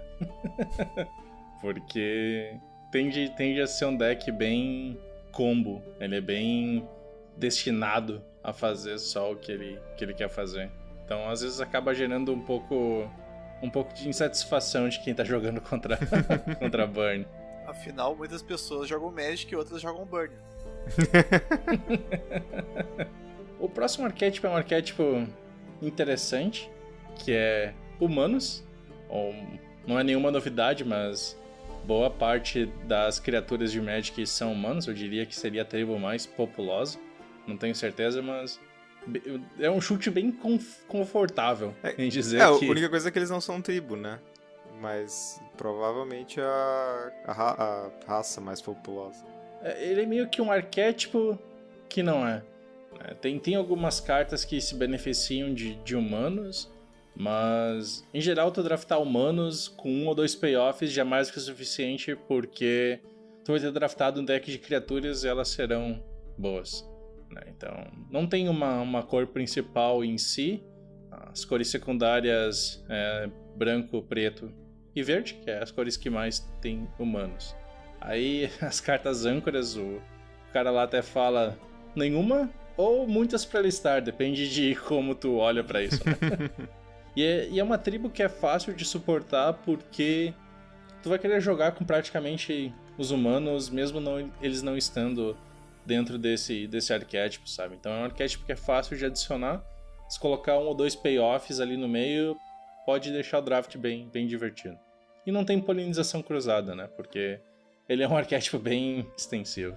Tu pode pensar talvez em polinização cruzada com tokens, porque tem bastante tokens de humanos. E alguma coisa, se tu conseguir pensar em alguma coisa de ETB, porque geralmente os baralhos de ETB geralmente usam criaturas pequenas, e daí criaturas pequenas tu pode usar aquele Mentor of the Meek, que quando entra uma criatura pequena tu compra a carta, que ele é um humano. Então tem algumas loucuras assim que dá pra pensar, mas não tem muita coisa, não. Mas é que o ponto é que, tipo, humanos é um arquétipo tão genérico que daí entra na mesma questão das cartas âncora, né? Tipo, a polinização cruzada dele é nenhum ou todos. Tipo... depende do como é que tu vai fazer o resto dos outros arquétipos, né? Tu vai olhar assim, se tu quiser, por exemplo, eu quero que tenha um arquétipo de humanos no meu cubo. Aí então, quando tu estiver olhando pros outros arquétipos, pensa assim, eu posso colocar esse Goblin que tem um ETB legal, ou eu posso colocar um humano que tem um ETB parecido. E daí tu prioriza os humanos. Bom, o próximo arquétipo é Lands Matter, ou Terrenos Importam. E basicamente esse arquétipo ele usa cartas como Life from the Loam, Crucible, para usar cartas como Strip Mine e Wasteland, para usar os terrenos como uma estratégia de jogo, ou então para também fazer com que cartas que têm efeitos simétricos beneficiem a ti e não te prejudiquem tanto, como cartas como Armagedon ou Fogo Grego. Então, a cor principal do arquétipo é verde, mas as cores secundárias são branco e vermelho, porque LD, principalmente essas que são com efeito simétrico, são vermelha ou brancas. E as cartas âncora, daí tem uma cacetada de carta, como Life from the Loam, Crucible, Strip Mine, Wasteland. Daí tem terrenos como Horizon Canopy, que é só pra gerar card advantage. Daí tem cartas como Lotus Cobra, que serve pra ter um efeito quando terrenos entram em jogo com Landfall. Tem Primeval Titan, tem as Mainlands, tem uma cacetada de coisas que tu pode imaginar que vão ser cartas que vão ser a base para esse arquétipo. E além disso, tem as cartas que são específicas do arquétipo, que são cartas como Knight of Reliquary, que daí é uma carta que precisa de algo mais... Tipo, para gerar valor com ele, tem que ter algo relevante para buscar. Ou então o Corsair, que revela a carta do topo, se for terreno, tu pode jogar e tu ganha vida quando bate terreno. E assim, o Zuran Orb, e assim vai. E a polinização cruzada é com Domain, que daí são cartas que se baseiam em tu ter um terreno de cada tipo pra poder estabelecer a tua estratégia, e daí com Life from the Loam, Fetches e coisas do gênero é muito mais fácil tu conseguir um terreno de cada tipo. Dredge, porque tem Life from the Loam e o Knight pra encher o cemitério, e também tem um tipo de arquétipo que é o Top Deck Matter, que daí as cartas do teu topo vão ser relevantes pra ti, e daí com o Curse, com o Corsair ou Oracle of Moldaia. Nunca tinha ouvido falar dessa carta. É bem legal. É bem legal essa carta.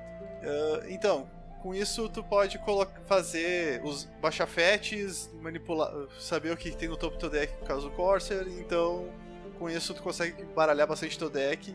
Com isso tu vai conseguir aquilo que tu quer. Por isso que o top deck importa. E também com Wildfire, que é baseado na carta Wildfire, e que daí ele quer fazer com que um efeito simétrico que prejudica os dois jogadores só prejudique o adversário. Mas que convenhamos, né? Armagedon é um negócio cruel. Ah, tá louco. 4 de mana e destrói todos os terrenos. É legal que na versão antiga dizia: nota, isso inclui os seus terrenos. Tinha que especificar porque a galera não acreditava. Por que eu vou querer destruir os meus terrenos?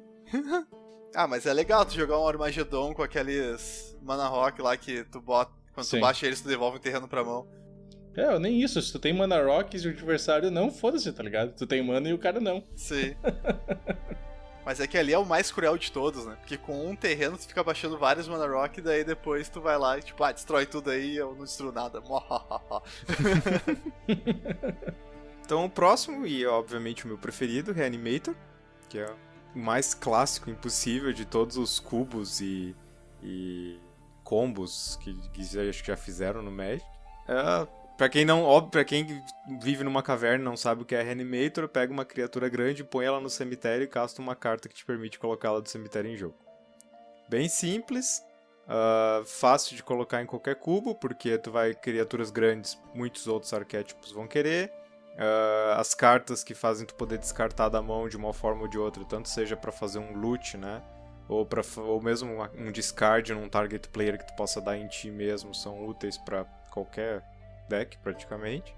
E os Reanimators, as cartas em si que reanimam a criatura, também podem ser úteis para outros decks. Tu pode ter, por exemplo, a gente já falou do pode querer dar um jeito de pegar uma criatura importante dele de volta pro adversário.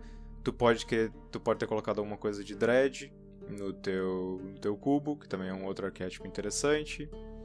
Então é um arquétipo, o Reanimator é um arquétipo que é útil para vários outros. A cor principal, obviamente, preto, e as cores secundárias pode ser o azul, porque tem muito loot, o vermelho também tem algum loot, tem criaturas interessantes, e obviamente o verde, que também é a segunda cor que mais mexe com o cemitério, e cor que pode buscar criaturas, cor que pode Rampass, se num desespero tu precisar.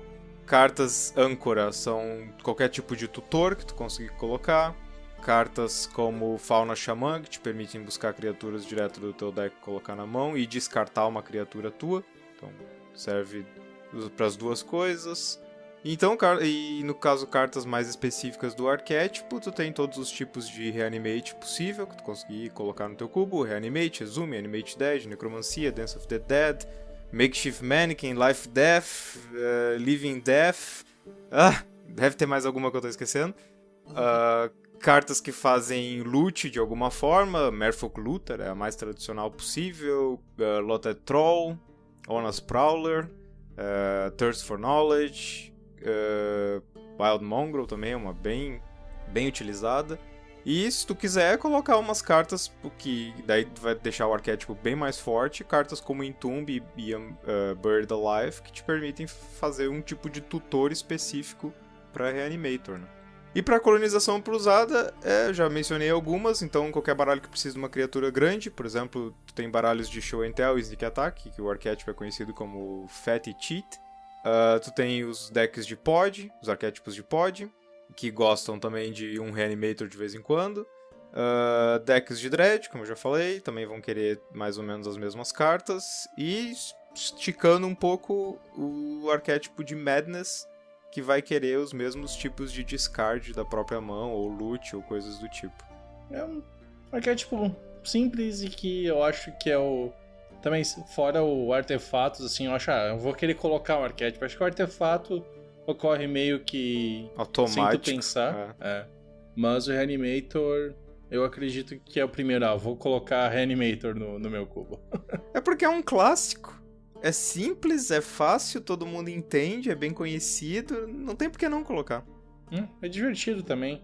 Mesmo de jogar contra Reanimator não é tão tenso assim. É chato, mas podia ser pior. Não é tenso quando tu vê um Griselbrand no cemitério e fica pensando, não usa Reanimate, não usa Reanimate, não usa Reanimate. Pensa pelo lado positivo, pelo menos tu tá vendo o cara ali, tu sabe que tu vai se fuder. É melhor que aqueles combos que simplesmente o cara põe a mão na mesa e diz venci. Então, o próximo arquétipo é o que a gente já aludiu antes, que é o Hexor Pod. Então, tem um nome interessante que vem de Recurring Nightmare, Survival of the Fittest e Birthing Pod. Então, é um arquétipo que abusa dessas três cartas, né? Dificilmente tu vai ter as três no teu deck, mas tendo uma delas já é o suficiente, né? Que a ideia é tu ficar sacrificando criaturas para colocar outras criaturas em jogo, né? O que tu consegue fazer com essas cartas, embora de maneiras meio diferentes. Então, ele se torna meio que um toolbox, porque tu acaba conseguindo ter várias criaturas diferentes, sabe? E aí tu acaba bem o pod padrão do Modern das antigas, que tu tinha lá um monte de criaturazinhas que tu conseguia tutorar na hora que tu precisava pra ter o efeito que ela queria, né? Então tu acaba abusando de ETB, triggers de morte e recursão, né? Então, as cores principais, até por causa do Recurring Nightmare do Survival of the Fittest, né? Então são preto e verde. Cores secundárias são todas elas, porque todas elas têm criaturas boas que tu quer ficar fazendo algum tipo de recursão. As cartas âncoras, as três clássicas, Recurring Nightmare, Survival of the Fittest e Birthing Pod. Mas também coisas como Fauna Shaman, né? Que a gente já mencionou antes, que tu descarta uma criatura para buscar por uma outra, né? Que daí tu consegue ficar abusando com Recurring Nightmare. E cartas específicas desse arquétipo, tem coisas como Living Death, Diabolic Servitude, Genesis, Vengevine, Victimize, Dictate of Erebos, tu vai ficar sacrificando outras criaturas, vai forçar o cara a sacrificar também, o Whip of Erebos e o Squee, quem diria. E ele tem polinização cruzada com Reanimator, né? Que tem peças do combo compartilhadas com ele, Madness e Dread, né? Pox Stacks, né, que, convenhamos, né, não coloquem Pox Stacks no seu cubo, por favor. Se você gosta de ter amigos, não coloquem Pox Stacks. E frescos. Blink, por causa de ETB. Felipe, tu nunca jogou, tu só jogou com Pox Stacks, né? Tu nunca jogou contra Pox Stacks, certo? Não, já joguei várias vezes. E com baralhos que precisavam bastante de mana, como o Shardless Bug lá, por exemplo. E... sei Isso lá, divertiu horrores, foi maravilhoso não poder jogar Magic, né? É aquela história, cara. O deck é um pato, né? Então...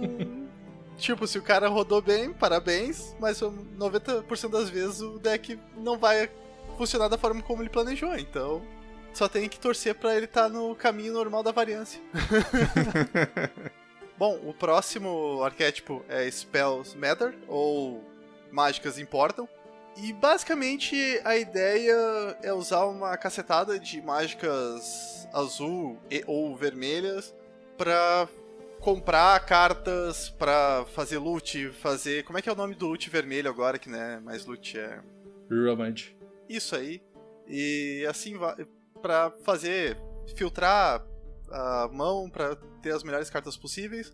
E o deck se baseia basicamente em spells. Então tu vai usar cartas como Burn, tu vai usar cartas como Counter Spell, e tu vai, dependendo da estratégia que tu segue, ou queimar o adversário, ou fazer o retrancão, daí tu vai ter cartas que vão apoiar isso. As cores principais são azul e vermelho, as cores secundárias são todas, porque todas as cores têm spells, e spells relevantes. As cartas âncoras são Young Pyromancer, Forbid, Deep Analysis e Faithless Looting. E as cartas específicas tem uma cacetada, mas alguns exemplos são Gutter Snipe, Delver of Secrets, Killing Fiend, Monastery Swift Spear, Capsize e assim vai. E a polinização cruzada é com tokens, principalmente o tokens que usa oposição. Oposição é uma carta muito legal, recomendo. Quem nunca jogou com oposição, jogar um dia. É bem divertido virar os terrenos do adversário no upkeep. É tipo, oposição é uma carta que tu acha, isso não parece tão roubado, né? Daí o oponente passa assim, tipo, tá, o que tu vai fazer com esse negócio? Aí ele passa o turno. No teu upkeep, vira umas 3 criaturas pra virar os teus 3 terrenos. Ah, tá. Entendi. Entendi a maldade por detrás disso. Burn, né? Motivos óbvios. A maior parte dos burns são spells, então, né? E Storm também por motivos óbvios, né? Eles vão querer card selection, eles vão querer draw, então não tem muito o que justificar aqui. Também outro clássico, né? Que, diferente de Reanimator, que é só suportado em alguns cubos específicos, esse Mágicas Importam tá bem praticamente todo o set, né? Se tu pegar o azul e vermelho de qualquer set standard, mesmo sendo T2, tende a ter pelo menos uma ou duas cartas que se importam com tu gastando mágicas pra ter um benefício. Ainda mais agora que tu tem uma mecânica especializada pra isso com... que eu nunca vou lembrar como é que é em português. Destreza? Destreza, isso. É. Então, ajuda mais, né? Já que tu pode ter várias criaturas com destreza, várias mágicas legais e pronto. Tu já tem de grátis ali pra ti um arquétipo. E cartas também como Young Pyromancer ou Mentor do Monastério também ajudam bastante, né? Certamente. O próximo eu acho que é um dos mais complicados de tu colocar no teu cubo, que seria Storm. Complicados em vários sentidos. Primeiro porque a minha própria mecânica de Storm já é considerada até pela Wizards como um dos maiores erros que ela já cometeu e não tem nada mais roubado do que Storm. Acho que nem Dread é tão detestado quanto Storm pela Wizards. E tão quebrado também. E a segunda dificuldade é que Storm é um arquétipo bem, digamos, contido, que precisa de muita coisa pra funcionar. Então tu não é que nem o Reanimator, que tu vai conseguir colocar meia dúzia de cartas e tu tem um arquétipo de graça. O Storm tu tem que ser muito bem pensado, tu precisa de certas coisas pra ele funcionar. Então tu precisa de efeitos de ritual, né? O clássico do ritual sombrio, que um mana gera 3, agora tá em vermelho, então tem também rituais vermelhos. Tu precisa de cantrips, tu precisa de tutores, tu precisa até daquelas cartas roubadas que compram 7, tipo as Wills, Wheel of Fortune, não lembro qual é o nome da outra Will. Então é um cubo que geralmente só é suportado nos decks... Desculpa, é um arquétipo que geralmente só é suportado nos cubos Powered, que é mais fácil daí de tu colocar essas cartas roubadas sem quebrar nenhuma outro arquétipo ou quebrar teu cubo inteiro. Então as cores principais geralmente são o azul e o preto. São as cores tradicionalmente que são mais fortes no Storm e nos tutores. A cor secundária, o vermelho e o verde. Quais são as cartas âncora? Tu tem cartas como Time Twister, Time Spiral, Ritual Sombrio, Tutor Vampírico, Tutor Demoníaco, Yugmoth's Will, Wheel of Fortune, que eu falei, a Roda da Fortuna. Todas cartas ou banidas ou detestadas em qualquer cubo. E coisas mais específicas do arquétipo, tu vai precisar de uma finalização para esse deck que tu vai estar montando de Storm, então tu vai precisar colocar alguma coisa de Storm. Então, Tendrils of Agony, Empty the Warrens, Grape Shot, Brain Freeze, Mind's Desire, e daí as cartas que vão ajudar que ele consiga tocar o Storm pra frente, como Pétala de Lotus, Lion's Eye Diamond, Sitting Song, Ancestral Vision. E daí tu vai começar a entrar nos problemas do Magic, que é Memory Jar, Necropotência, o próprio Yugmoth's Will também já é um grande problema. Que são todas cartas que tu não gostaria de ver do outro lado da mesa. Em questão de cross-polarização cruzada, tu tem, como o Felipe falou, com o Dispels. Obviamente, muitos dos spells que o Storm vai querer usar são bons por si só.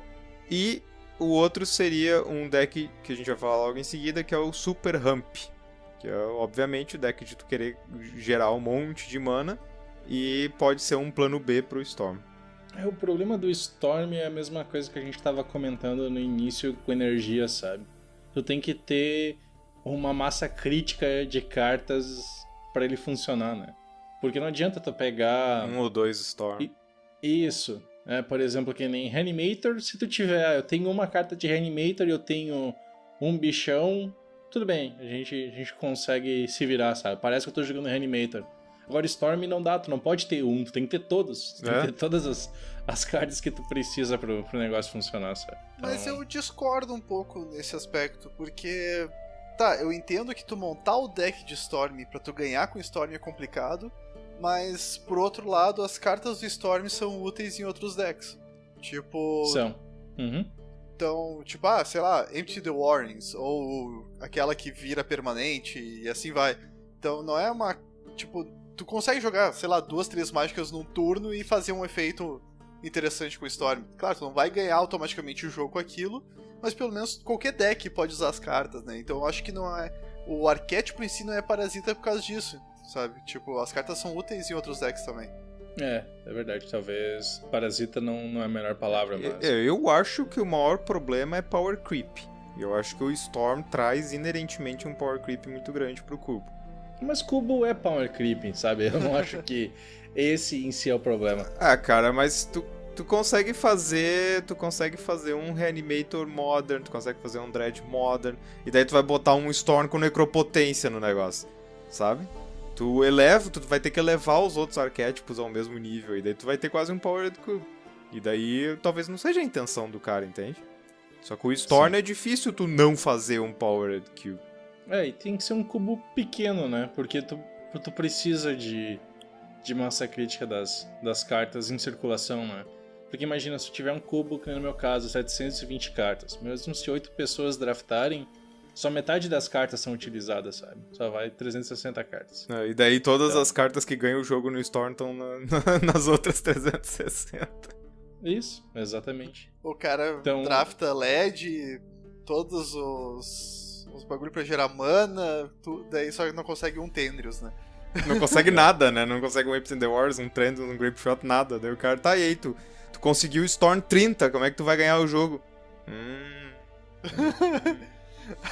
O cara fica ali, né? O cara começa a combar, entrega lá o livrinho de colorir com os lápis de cor pro adversário, fica ali, comba, daí tipo, e aí, o que tu faz? Não, agora concedo.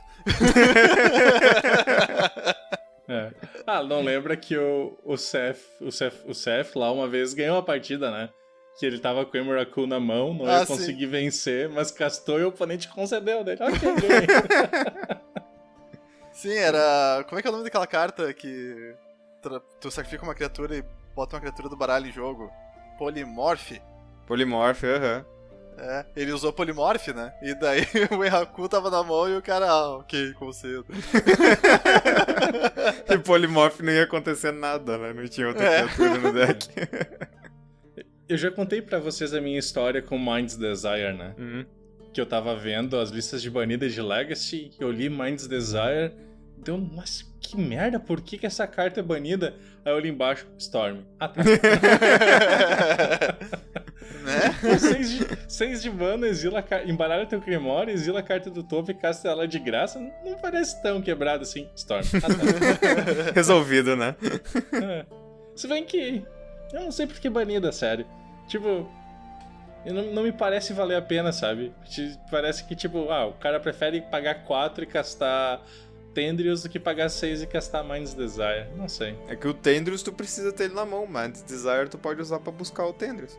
Não, mas não só isso. Daí tu vai fazer coisas, tu vai usar estratégia pra deixar a carta que tu quer no topo, tipo, exilando todo o teu baralho e coisas do gênero e deixando só uma. E daí tu vai ganhar o jogo só com isso, entendeu? Não é só pelo Storm, mas o poder em si também é bem relevante. 6 de manas tu pode manipular o topo da library pra botar qualquer coisa ali. Tipo, é tranquilo pra roubar isso aí. O nosso próximo arquétipo também que falamos ali um pouco é o Super Ramp, né? Então, Ramp é uma parte tão integral da Color Pie do verde que é difícil de imaginar um cubo que não suporta esse arquétipo, sabe? A não ser que alguém tipo, não, eu sou o cubo diferente, né? Eu só coloco tipo azul não tem compra, verde não tem ramp, vermelho não tem burn, branco não tem criatura e preto não tem sei lá o que, tá ligado? O preto só tem swamp. Ou então é o cubo anti-time. Não sei. É um cubo só pra Tiny Leaders. Mas então, a questão do Super Ramp é que tu foca bastante em cartas que rampam pra tu conseguir baixar uma criatura o mais cedo possível, sabe? Então, tipo, alguma coisa... Ou também castar uma mágica como o Genesis Wave, certo? Tu paga lá 10 de mana e casta um Genesis Wave pra 9, eu acho, não sei. Mas casta um Genesis Wave pra uma quantidade absurda e baixa um monte de criatura e ataca. Então a cor principal disso é o verde. Cor secundária são todas as outras, ou todas as cores, né? Porque tem alvos de ramp pra todas elas e se tu tá em verde é fácil de splashar qualquer cor. As cartas âncoras são Rofellos, Primeval Titan e Natural Order. E específicas desse arquétipo nós temos coisas como Canal, Tran Dynamo, Gilded Lotus, Omnath, Genesis Wave, Tooth and Nail, World Spine Worm, Entreat the Angels, Rite of Replication e os Eldrazi se encaixam aqui também, né? Então são só as ou Payoff ou Ramp. Ele tem polinização cruzada, né, com Fairy Cheat, que são os decks de Sneak Attack e Show and Tell. Também tem com Elfos, né, porque a ideia também do Tribal de Elfo é gerar grandes quantidades de mana. E Storm, porque também faz uso de grandes quantidades de mana. Mas tem um deckzinho que é legal de jogar, é o arquétipo pros times, né, assim como tu tem alguma coisa com Spells Matters que tá mais pros Jones. Super Ramp é simples, é fácil de draftar e é legal de jogar. O próximo arquétipo é o Twin Combo, hashtag Unban Twin no Modern. Isso, hashtag Free Twin. Basicamente, como se pode imaginar pelo nome, o arquétipo é baseado no combo do Twin. Então, ele usa cartas como o Splinter Twin e o Kikijiki, com cartas como o Pestermite, Deceiver's Arc, Zealous Conscripts, e Restoration Angel, para gerar tokens infinitos e ganhar o jogo. Basicamente, essa é a ideia. Daí as cores principais são azul e vermelho, a cor secundária é branco, as cartas âncoras são o resto e os Zealous Conscripts. O nomezinho maldito, Conscripts. Conscripts. Mas mesmo em português é chato de falar, é conscritos, eu acho. Tipo, falar... É que, tipo, conscripts ali é estranho. Cons e depois do CR. Isso, exatamente. O CR depois do S que quebra tudo. E as cartas específicas do arquétipo são Deceiver's Arc, Pestermite, Kikijik, Village Bellringer, que é o carinha que bota token, né, quando ele é virado, é isso, né? Não, eu acho que o Bellringer é quando entra uma criatura em jogo, ele desvira, se eu não me engano. Isso, é isso aí. Sky Hussar e Imperial Recruiter. E os arquétipos da polinização cruzada são Time Vault, porque, né, Pestermite e Deceiver's Arc podem desvirar o Time Vault, então não precisa da chavezinha. E Blink, porque tanto o Kishik quanto o Twin, eles são extremamente relevantes com cartas que tem ETB. Então, não necessariamente tu precisa usar o Twin pra combar, mas tu usar ele numa criatura como, por exemplo, agora é o que deu branco, Snapcaster Mage, tu vai gerar muito valor, e não necessariamente tu vai ganhar por causa do combo, mas talvez pelo valor gerado com o ETB. É um arquétipo que eu acho que é um dos mais recompensadores de não conseguir draftar no cubo. Tu conseguir fazer um combo de Twin no cubo é divertido. Difícil também, né? Porque tu só tem 2 cartas pra fazer ele. Cara, o pior é que tem bastantes formas de fazer ele até. Agora tem a Sahili, né? Que deixa as coisas às vezes até um pouco mais simples. Tá, tem 3 cartas. Entendeu? Ele não é tão simples assim, mas eu acho que é factível, sabe? Mas tu conseguir pegar uma parte dele, tem boas chances de tu conseguir pegar alguma coisa que interaja bem com ele. Eu entendo, a ideia dele é mais de... Não é... A ideia desse arquétipo não é exatamente tu conseguir o combo Splinter Twin mais Pestermite. Mas a ideia é que tu precisa de 3 cartas, tu coloca 3 cartas no combo, que é a Sahili, Splinter Twin e Kikijik.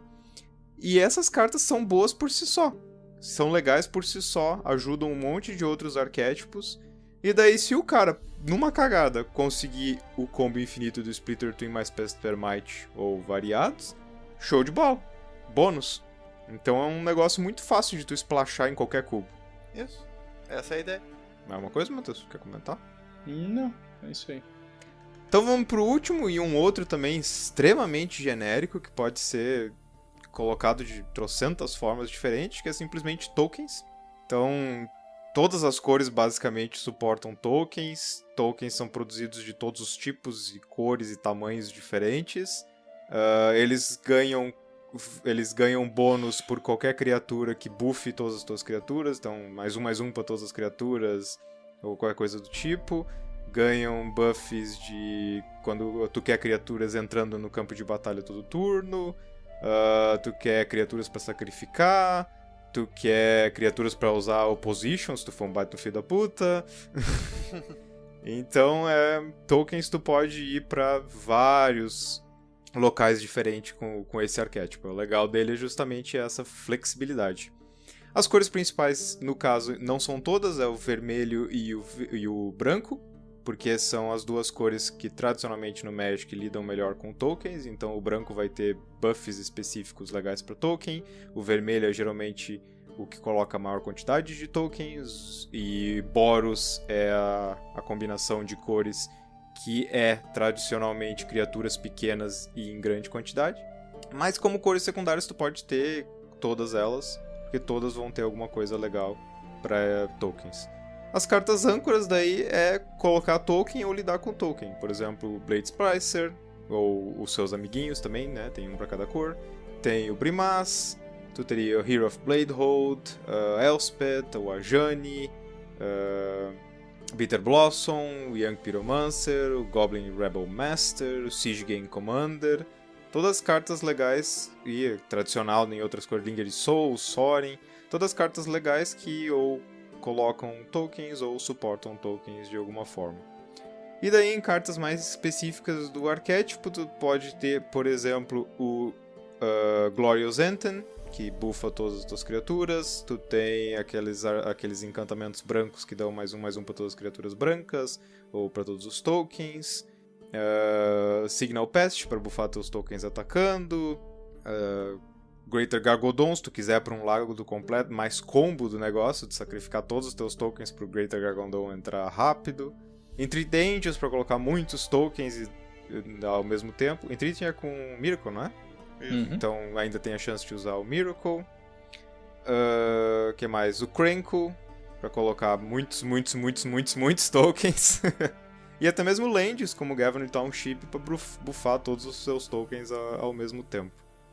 Polinização cruzada, como eu já falei, e tu vai querer combinar com Blink, porque criaturas vão estar entrando no campo de batalha todo turno. A maioria dos arquétipos tribais lidam com token de uma forma ou de outra. Goblins e zumbis são os maiores, que eu consigo me lembrar no momento. E, infelizmente, Pox e Stacks, porque os tokens ajudam a quebrar os efeitos simétricos. Simétricos, entre aspas. Simétricos. Nenhum efeito é simétrico em Magic, você está jogando errado, apenas isso. É bem isso. Se é simétrico é porque tu tá jogando errado, é isso aí. Mas eu acho que os arquétipos mais importantes são esses. Vale a pena dar uma olhada lá no tópico para pegar um pouco mais de inspiração para outros. Porque tem alguns que são muito específicos, mas acho que é basicamente isso, a não ser que alguém tenha mais um comentário a fazer. Eu tenho 2 dúvidas, professor Matheus. Por que o nome é cubo? Porque é uma boa pergunta que ninguém sabe responder. Acho que primeiro que é pra diferenciar de 7, né? Não podia ser um 7. Então... A pergunta é interessante, né? Por que um cubo? Tipo, a melhor resposta que o pessoal dá é que tu olha pra aquele montoado de cartas, é um cubo de cartas. Entendeu? Porque tu vai provavelmente juntar elas em pilhas de certa forma e fica parecendo um cubo. Porque sempre uma potência de 2, sei lá.